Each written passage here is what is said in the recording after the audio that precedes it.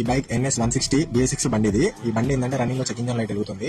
So problem ఏంటంటే OB scanner తో check చేస్తే ఓటో sensor and map sensor problem అయితే చూపించింది.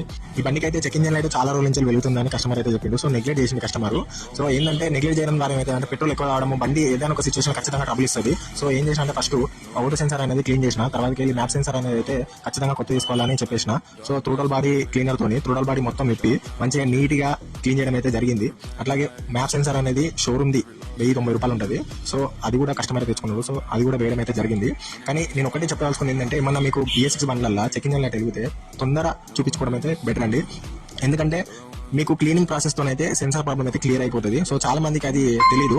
సో తెలియకుండా అట్లనే నెగ్లెక్ట్ చేసి నడుపుతా ఉంటారు. ఎందుకంటే షోరూమ్ లో ఓన్లీ రీప్లేస్ ఉంటుంది, క్లీనింగ్ ప్రాసెస్ అనేది చాలా తక్కువ షోరూమ్లలో చేస్తూ ఉంటారు. సో ఏంటంటే మళ్ళీ ఈ బండికి అన్ని ఫిట్ చేసిన తర్వాతకి మనం చెక్ ఇంజన్ లైట్ పోవాలంటే కోడ్స్ అన్ని ఓబీడీ స్కానర్ ద్వారానే డిలీట్ చేస్తేనే పోతాయండి. సో ఓబీడీ స్కానర్ తోని క్లియర్ గా డిలీట్ చేసిన తర్వాతకి మళ్ళీ ఏమన్నా కోడ్స్ వస్తున్నాయా లేదా అని చెక్ చేసుకొని కోడ్స్ అన్ని క్లియర్ అయిన తర్వాతకి బండి రన్నింగ్ అనేది మీరు వీడియోలో చూడొచ్చు.